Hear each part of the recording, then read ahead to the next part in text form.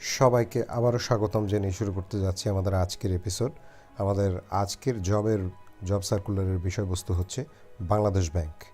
বাংলাদেশ ব্যাংকের job circular দেখার জন্য আপনাকে যেতে হবে erecruitment.bb.org.bd ওয়েবসাইটের লিঙ্কটি আমি আপনাদেরকে ডেসক্রিপশন বক্সে দিয়ে দেব। এখানে আসলে আমরা জব সার্কুলার দেখতে পাবো এবং সেই সাথে আবেদন করার অপশনও এখানে করতে পারবো। মানে আমরা চাইলে এখানে আবেদন করতে পারবো এবং সার্কুলারও দেখতে পারবো। এখানে আসলে দেখা যাচ্ছে এখানে বর্তমানে দুটি সার্কুলার আছে। একটি হচ্ছে assistant maintenance engineer of Bangladesh bank, Bangladesh ব্যাংকের অ্যাসিস্ট্যান্ট মেইনটেন্যান্স ইঞ্জিনিয়ার। এটি ফার্স্ট ক্লাস অফিসার, প্রথম শ্রেণীর পদ, অর্থাৎ নবম গ্রেডের স্যালারি হবে এবং বয়স সর্বোচ্চ 30 বছর এবং 32 বছর মুক্তিযোদ্ধা কোটা এবং যারা হ্যান্ডিক্যাপড পারসন তাদের জন্য। এডুকেশনাল রিকোয়ারমেন্ট হচ্ছে graduate from any রেপুটেড university in mention subject with at least 2 first class, third class in any examination is not eligible, অর্থাৎ তৃতীয় শ্রেণী কোনো পরীক্ষায় থাকলে সেটি গ্রহণযোগ্য হবে না। ঠিক আছে, এবার আমরা সার্কুলারে ক্লিক করে সার্কুলারটি দেখে নিই। সার্কুলারে গেলেও দেখা যাবে যে শিক্ষাগত যোগ্যতা কোন কোন বিষয়ে চেয়েছে।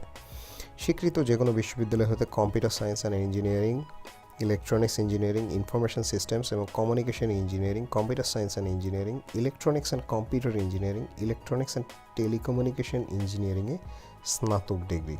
কত বছর মেয়াদী স্নাতক ডিগ্রি সেটি অবশ্যই এখানে বলা হয়নি। যদি কারো 3 বছর থাকে তারাও আবেদন করতে পারবেন, 4 বছর থাকলেও আবেদন করতে পারবেন। পদের সংখ্যা 18টি, কম বেশি হতে পারে, বয়স আগেই বলে দিয়েছি। আর অ্যাপ্লিকেশন করার পদ্ধতি হলো এই ওয়েবসাইটে এসে অ্যাপ্লাই অনলাইনে যাবেন। অ্যাপ্লাই অনলাইনে গিয়ে সার্কুলারের এখান থেকে অ্যাপ্লাই অনলাইনে ক্লিক করলে আপনার আবেদনের পেজটি চলে আসবে।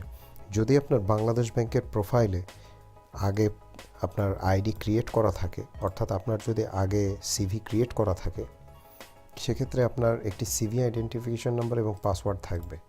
সেটি এই জায়গায় যদি আপনারা প্রবেশ করিয়ে দেন, প্রবেশ করিয়ে দিয়ে সাবমিট অ্যাপ্লিকেশন দিলেই আপনাদের অ্যাপ্লিকেশন সাবমিট হয়ে যাবে। আর যদি আপনাদের অ্যাপ্লিকেশন এর আগে না করা থাকে, অর্থাৎ আপনাদের সিভি যদি ইনপুট করা না থাকে বাংলাদেশ ব্যাংকের ওয়েবসাইটে, তাহলে আপনারা নিউ অ্যাপ্লিক্যান্ট হিসেবে রেজিস্টার নাওতে ক্লিক করে রেজিস্টার করে ফেলবেন।